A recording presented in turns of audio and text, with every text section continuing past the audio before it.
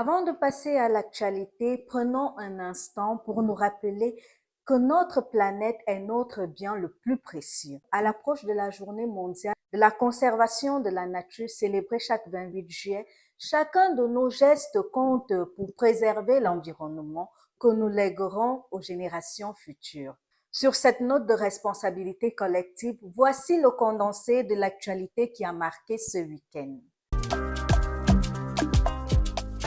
Dimanche 26 juillet 2026, la Camboita a remis en service le forage F8 à Garoua après des travaux de réhabilitation et de maintenance. Cette intervention permettra d'augmenter la production d'eau potable de 60 à 70 mètres cubes par heure, tout en renforçant durablement l'approvisionnement de la ville.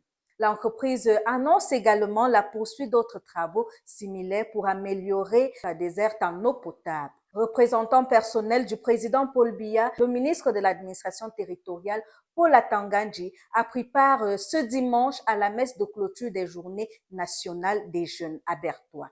La célébration, présidée par le nonce apostolique Monseigneur José Avelino Betancourt, a rassemblé des milliers de fidèles autour d'un message de foi, d'espérance et d'engagement adressé à la jeunesse camerounaise. Samedi dernier à Bafoussam, le président de l'Assemblée nationale, Théodore Datuo, a organisé un grand meeting de remerciement au président Paul Biya pour sa désignation à la tête de la Chambre basse.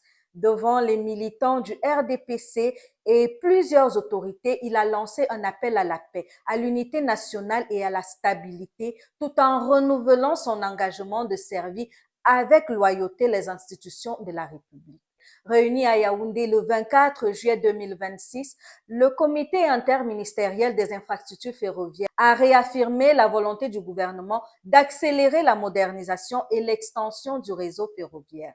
Les travaux ont porté sur les projets structurant l'acquisition de nouveaux trains, le transport de la bauxite, la sécurisation des emprises ferroviaires et le renforcement de la gouvernance du secteur. Le ministère de la Jeunesse et de l'Éducation civique et l'Université de Yaoundé 1 ont signé un partenariat de 5 ans pour renforcer l'insertion socio-économique des étudiants.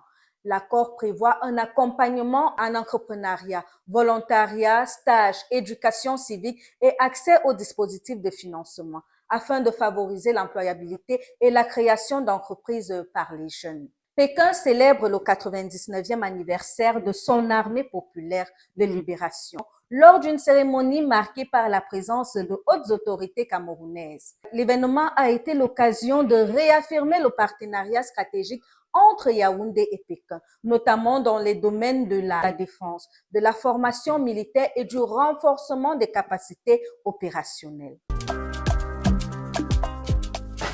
Au Sénégal, Bassirou Diomaye Faye lance son propre parti politique. Alors, le samedi dernier, Bassirou Diomaye Faye a officiellement lancé son parti, Kiraï, les Patriotes républicains, marquant ainsi sa rupture définitive avec le PASTEF dirigé par Ousmane Sonko. Cette nouvelle formation politique qui rassemble déjà plusieurs anciens cadres du PASTEF ambitionne de s'imposer lors des élections locales de 2027 avant la présidentielle de 2029. Le Venezuela a officiellement annoncé son retrait de la Cour pénale internationale, dénonçant une institution qu'il juge partiale et attentatoire à la souveraineté des États. Cette décision intervient dans un contexte de forte tension autour de l'enquête de la Cour pénale internationale sur de présumés crimes contre l'humanité commis sous la présidence de Nicolás Maduro.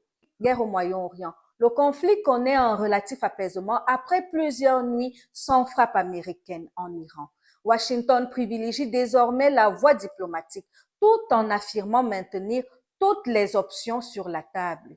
Alors, si cette accalmie a entraîné une baisse des prix du pétrole, les tensions restent vives. L'Iran met en garde contre une reprise des bombardements et Israël poursuit ses opérations dans le sud du Liban. En Europe, la canicule, les incendies et la guerre en Ukraine dominent l'actualité de ce week-end. L'Europe est confrontée à une vague de chaleur exceptionnelle qui alimente d'importants incendies en France et en Espagne, entraînant l'évacuation de centaines de milliers de personnes. Dans le même temps, la Russie intensifie ses frappes sur l'Ukraine, tandis qu'un mouvement anti-immigration prépare une action en justice contre la Commission européenne après le rejet de sa pétition. Et avant de nous quitter, un mot de soutien à nos lions indomptables qui s'apprêtent à faire leur entrée dans la Coupe d'Afrique des Nations féminines qui a débuté ce dimanche. Alors, tout un peuple sera derrière elles mercredi prochain pour leur premier rendez-vous face au Mali. Nous leur souhaitons un parcours à la hauteur de leurs talents et de leurs ambitions. C'était tout pour l'essentiel de l'actualité de ce week-end. L'information continue et nous aussi. Restez connectés sur OTV4.